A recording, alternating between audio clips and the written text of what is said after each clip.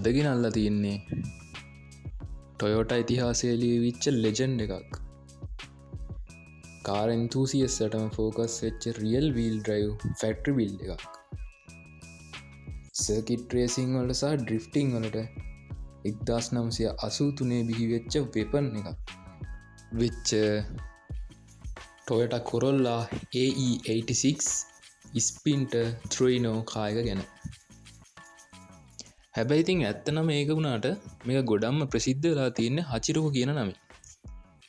ඉතින් ඒ වගේම anime fan කෙනෙක් නම් මේ කාර්ක ගැන දැනගෙන ඉන්න තියෙන chance එක ගොඩක් වැඩි.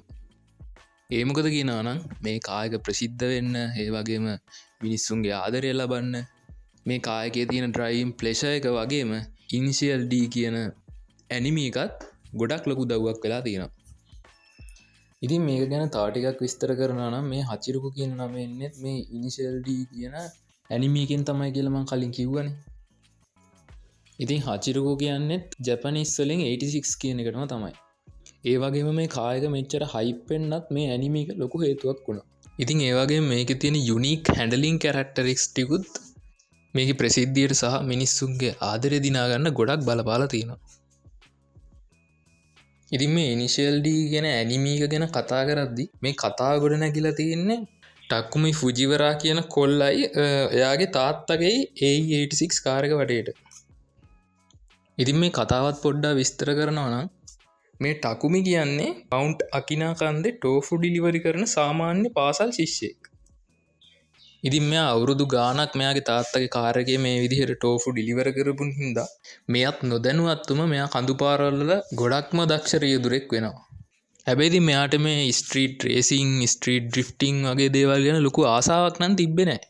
එහෙම ආසාවක් තිබ්බේ නැතත් මෙයා මේ ටෝෆු බෙදන අතර මෙයාට හම්බෙන් වෙන සිද්ධි වලින් මෙයාගේ ප්‍රදේශයේ මේ ස්ට්‍රීට් රේසිං වලට නම් දරලා ඉඳපු ප්‍රබල කණ්ඩායම් එක්ක තරඟ වදින්න වෙනවා. ඉතින් එහෙම තරඟ වැදිලා ඒ තරඟ දිනලා කොහොම හරි අන්තිමේට අකිනා කන්දේ අද්භූත 86 රියදුරා විදිහට මෙයා ප්‍රසිද්ධ වෙනවා. ඉතින් ඔහොම මේ කතාව ඉස්සරහට ඇදිලා යනකොට ටකුමි මෙයාගේ පරණ මහලුකු හොස්පා ගානක් නැති වුණත් සැහැල්ලු AE86 එකෙන් ඊට වැඩිය ගොඩක් පවර්ෆුල් කාර් පදින දක්ෂ රියදුරන්වත් පරද්දනවා. ඉතින් කොහොම හරි එතකොට මේ ඇනිමි එකේ ප්‍රධාන සංකේතය වෙන්නේ මේ AE86 කාර් එක. ඉතින් ඒ වගේ මේ AE86 එකේ සැහැල්ලු බව, සමබරතාවය සහ කන්ට්‍රෝල් කරන්න තියෙන පහසුව වගේ මේ කායකයේ තියෙන යුනික් කැරක්ටරිස්ටික් හොඳට හයිලයිට් කරලා පෙන්නලා තියෙනවා. ඉතින් ඒක නිසා මේක JDM කාකල්ජයක සහ ඩ්‍රිෆ්ටිං කලාව ලෝපුරා ප්‍රචලිත කිරීමට විශාල බලපෑමක් කරා කියලා තමයි ගොඩක් කට්ටිය කියන්නේ. ඉතින් ඔයත් මේ JDM කාකල්ජයකට ආදරය කරන හැබැයි මේ ඇනිමි එක තාම බලලා නැති එක්කෙනෙක් නම් මේ වීඩියෝ එක බලලා ඉවරලා ඉක්මනට ගිහින් අදම ඉනිෂියල් D ඇනිමි එක බලන්න පටන් ගන්න.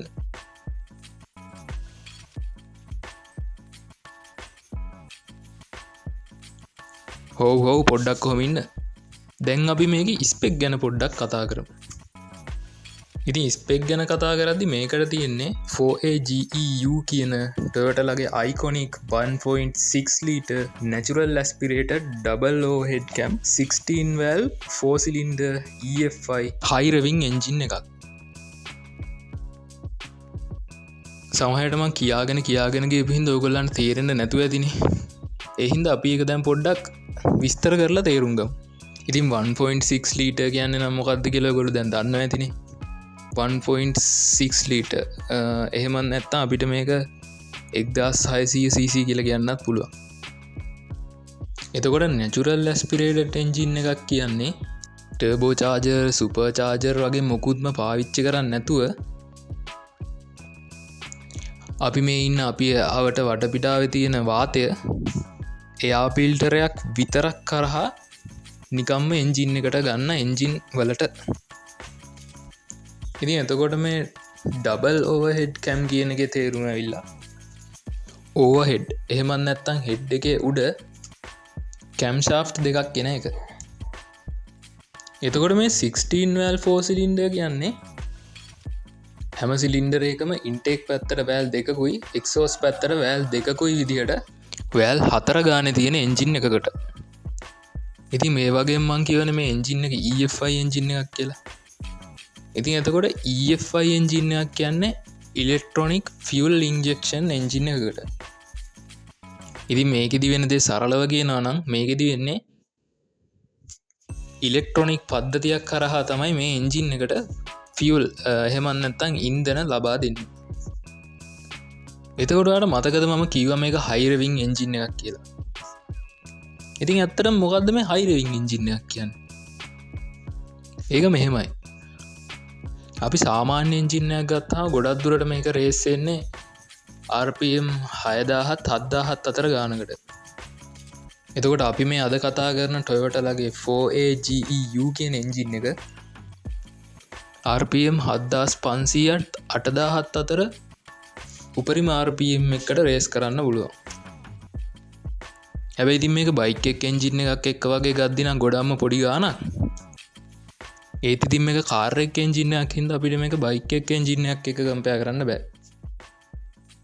ඉතින් මම දැන් මේ මෙච්චර විස්තර කියපු එන්ජින් එකේ පවර් එක ගැනත් කතා කරනවා නම් මේකට හෝස් පවර් 128ක් වගේම නිව්ටන් මීටර් 149ක ටෝක් එකක් නිපදවන්න පුළුවන්. ඔව් මට තේරෙනවා හිතන දේ.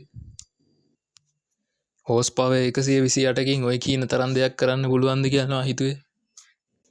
ඒක මෙහෙමයි. අපි වාහනයක හෝස් පවර් ගැන කතා කරද්දී අපි වාහනේ බර ගැනත් ගොඩක් සැලකිලිමත් වෙන්න ඕනේ. ඉතින් මේක ගොඩක්ම ලයිට් වේට් කාර් එකක් හින්දා මේ හෝස් පවර් 128 මේකේ පර්ෆෝමන්ස් වලට කිසිම ප්‍රශ්නයක් වෙන්නේ නැහැ.